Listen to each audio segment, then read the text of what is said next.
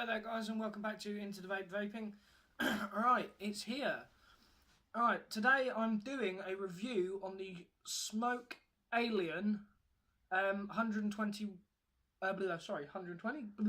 well under 220 watt mod.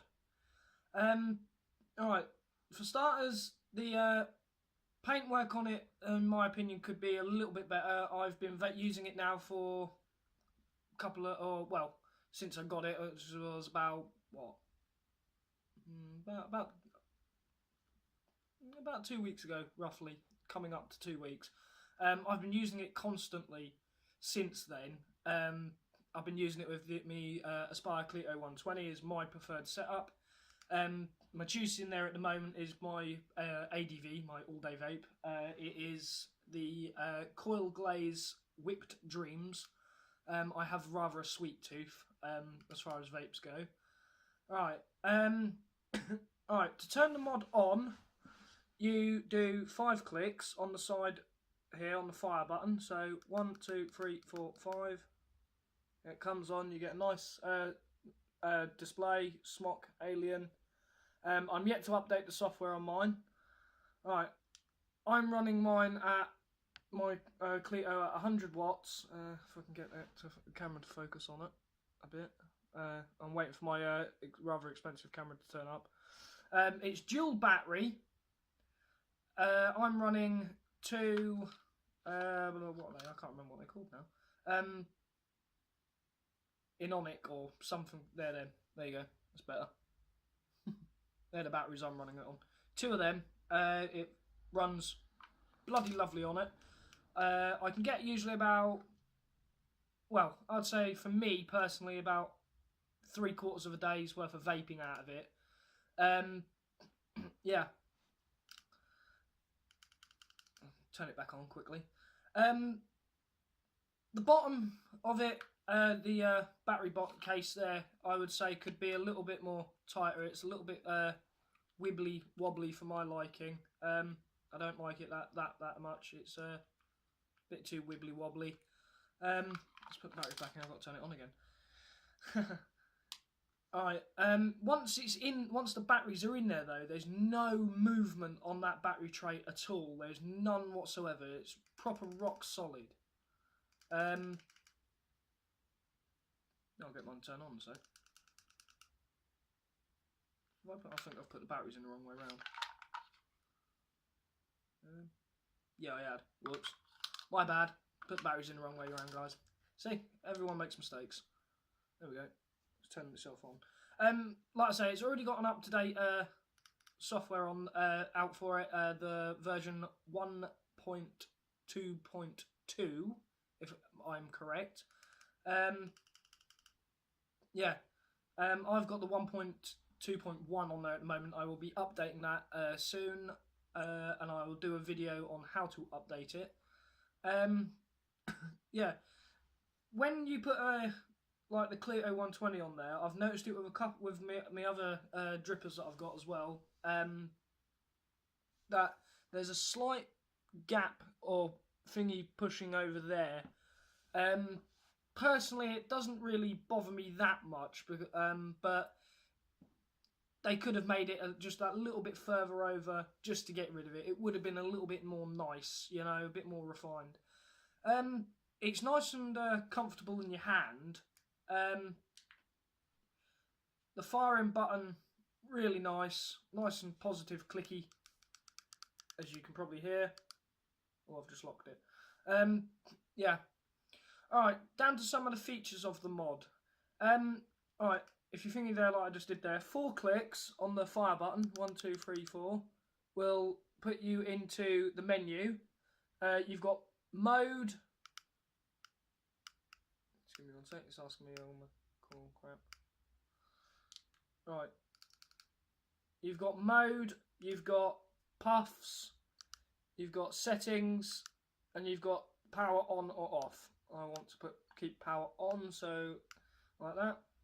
I just got to reset this now because I didn't want it. I want it in watts mode. That's how I prefer it. I prefer it in watts. I don't really like it in temperature control that much. Alright, on the puffs display, it's quite handy. It is. I found the puffs to setting thing on it to be, like I say, really handy. Because I can set the amount of puffs I personally use. I use about 500 puffs per tank, roughly, give or take some. And that's when I can go, well, I can put some more juice in now and I'm not burning out my coil. Yeah, the charge port on it is it's nice and easy to plug in. Charges in about, or mine takes about, from completely dead, I'd say about 6 hours to charge roughly, because it, like I say, it's dual battery. It's got a nice display of the battery as well. It's quite really accurate.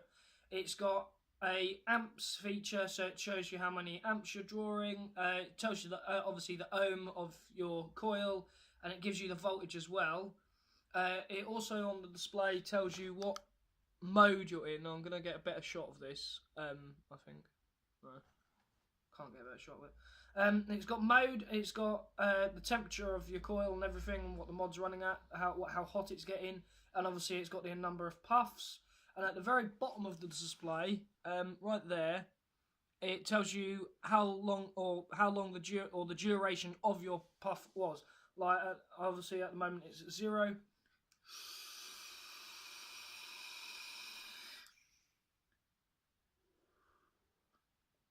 That was 3.55 seconds, or no, sorry, 3.5 seconds.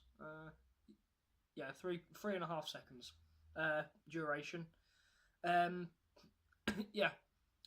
What else can I say? It's got a nice sort of, it's not real, but it's fake carbon fibre sort of look on the back there. That's it's actually really nice. That is, I like that. It makes it just feel that little bit more expensive than what it actually is.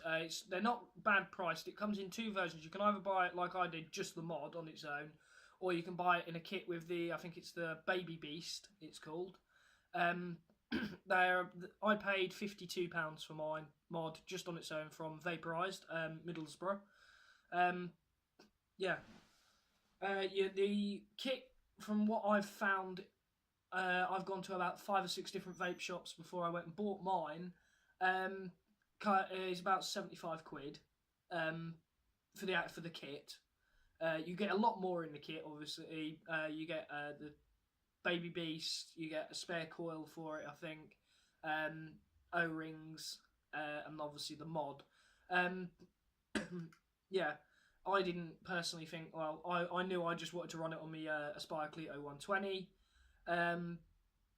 so I just thought, well, I'm not too interested in it at the moment in the Baby Beast. I'll purchase that at a later date, probably. But yeah, overall, I could definitely say it's a fucking good mod. It really is a bloody good mod from what I've come to find, and everything. It's really nice. It's comfortable in your hand. It's nice clicky fire. You know when it's firing, all that. As far you can lock it by pressing the 2 buttons there, which puts it into lock mode. Obviously, that's unlock. It's once on the buttons in sync. It's now locked, so I can't fire it. So it's a nice, handy, quick feature you can do if you're putting it in your pocket.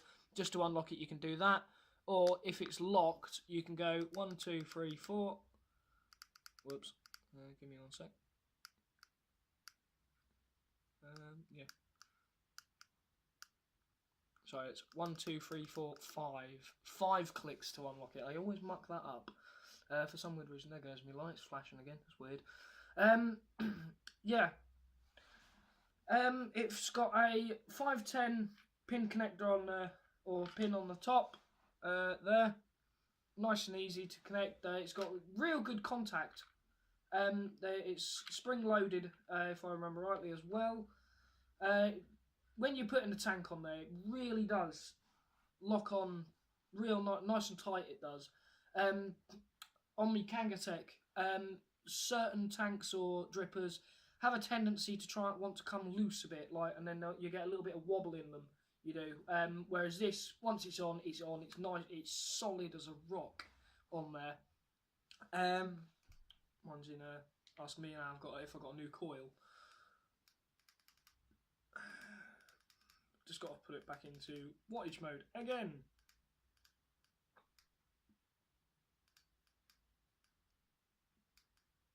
Right, to select stuff on the menu, you go a long click for to select it, quick click to cycle through your menu. Obviously, it's got memory mode, it's got wattage mode, which is what I use it in, and then it's got a temperature mode. It asks you whether you want it to be normal, hard, or soft. On the strength, I just keep it in normal personally.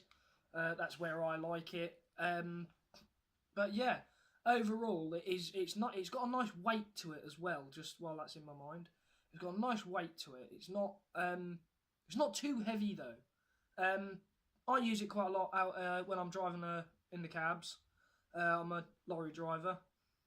Bet you didn't know that. But I use it all the time, and it charges in good time as far as I'm concerned. Sometimes I could be stuck at a delivery for 5 or 6 hours at a time.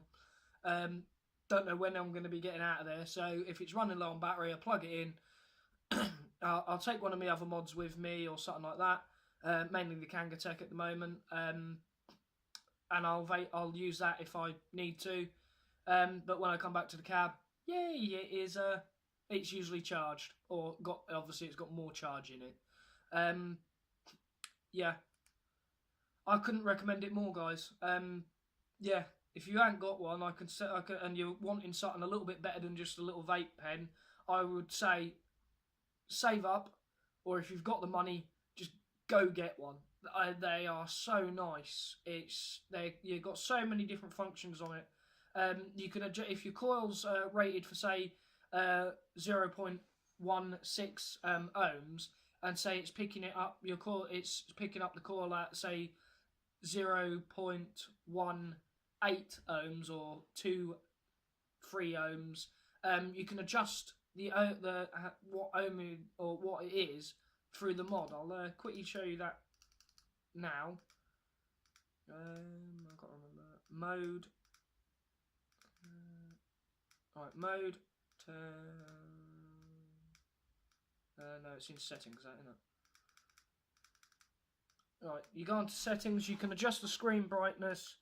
You can lock screen. You can go contrast. Adjust ohms. Here we go. Just click on that, and then you can go on there and adjust your ohms. Obviously, the left button on the mod is to scroll down, and the right button on the mod is to scroll up to raise the wattage or the temperature, and obviously left is lower the wattage or the temperature, or to adjust how high the ohmage is, or to lower it. All right, that has been my opinion and my review on the smok alion 220 wattage. I hope you liked it. If you've got any more questions or there's something I've missed out or something like that, obviously I'm still new to doing all these reviews and that, just give me a message. I'll reply as soon as I can, and I'll let you know any other bits of information you guys want. Alright, I'll see you guys next time. Please like and subscribe. There's a little shout out I want to do again to Aid Vapes. Check him out on YouTube. He's got some real nice juice reviews. He's been going through the what are they called, Apache vape juices and that, and some of the juices that they're doing as well are really nice. I've tried some of them and that. Yeah, give him a look up. He's doing some really good stuff.